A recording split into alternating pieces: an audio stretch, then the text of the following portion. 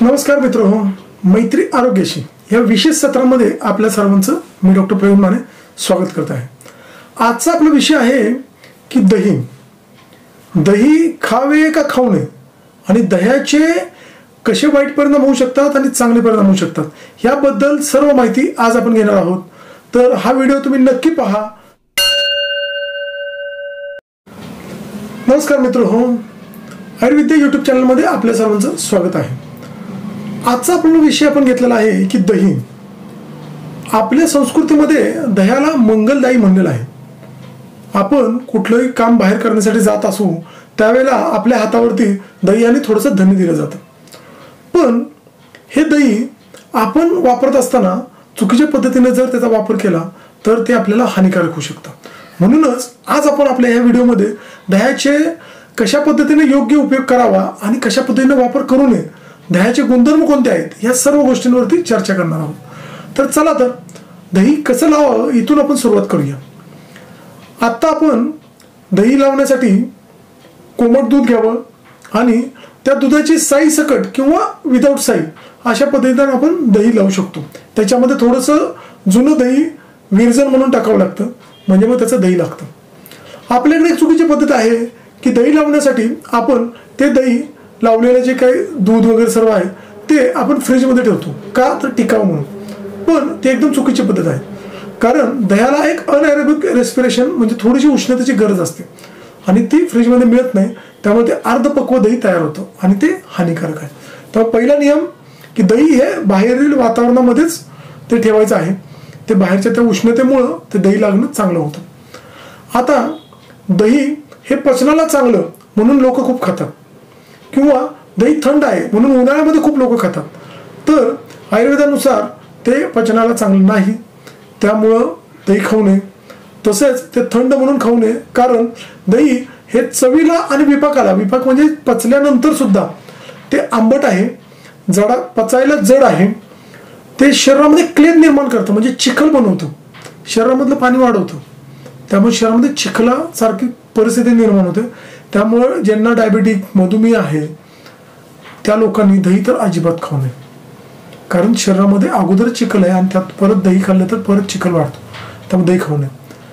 दही हे उन्हाळ्यात खाऊ नये कारण ते उष्ण आहे, आपल्याला वाटतं ते चवीला थंड आहे म्हणून, पण ते उष्ण आहे। तसेच ते स्तंभक आहे, म्हणजे मल जो आहे किंवा शरीरातले जे दूषित गोष्टी आहेत ते बाहेर टाकून देत नाही आणि त्यामुळे परत अजून आपल्याला त्रास होतो। तसेच ते शरीरामध्ये सूज निर्माण करतं, त्यामुळे ज्यांना सुजेचे आजार आहेत त्यांनी दही अजिबात खाऊ नये। दही खाल्ल्यामुळे शरीरामध्ये सूज निर्माण होते, पाणी जिथं क्लेद जास्त होतं तिथं सूज निर्माण होतेच।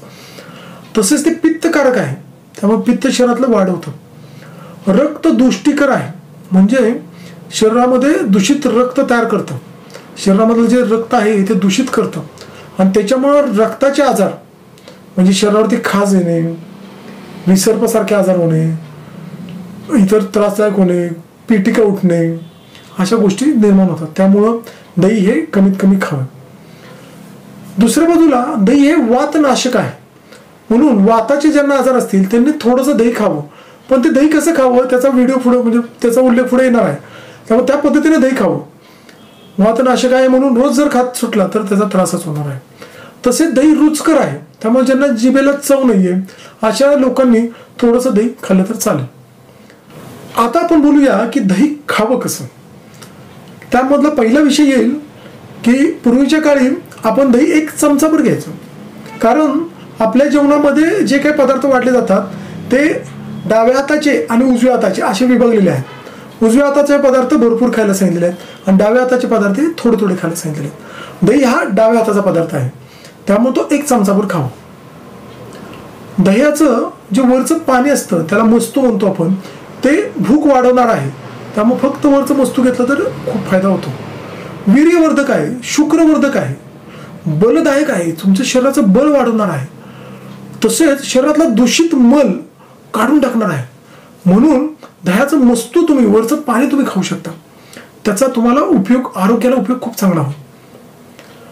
आता दही रात्री खाऊ नये, तसेच रोज म्हणजे रोज सलग जर खात गेलं तर मगाशी सांगितलं तसे रक्ताचे दोष उत्पन्न होतात। वसंत ऋतूमध्ये ग्रीष्म ऋतू, वसंत ऋतूमध्ये म्हणजे मार्च फेब्रुवारी मार्चच्या दरम्यान, ग्रीष्म ऋतू म्हणजे मार्च एप्रिल मे म्हणजे हा जो उन्हाळ्याचा दिवस आहे तो, आणि शरद ऋतूमध्ये म्हणजे सप्टेंबरमध्ये, ह्या दरम्यान दही अजिबात खाऊ नये.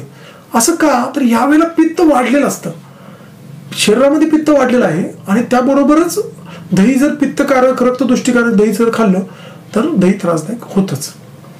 तसेच दही हे गरम करून खाऊ नये. खूप डिशेसमध्ये आता लोक चवीला लागते म्हणून दही गरम करून किंवा पदार्थ बनवत असताना वरून दही टाकून ग्रेव्ही करून ते खातात, तर ते त्रासदायक आहे. त्यामुळे तसं दही कधी खाऊ नये. अर्धवट पचलेलं किंवा अर्धवट विरजण लागलेलं दही खाऊ नये. जे मी तुम्हाला सांगितलं ते की जर फ्रीजला तुम्ही दही लावलं तर ते अर्धवट विरजलं जातं. त्यामुळे अर्धवट विरजण लावलेलं दही कधीही खाऊ नये, ते खूप हानिकारक होतं.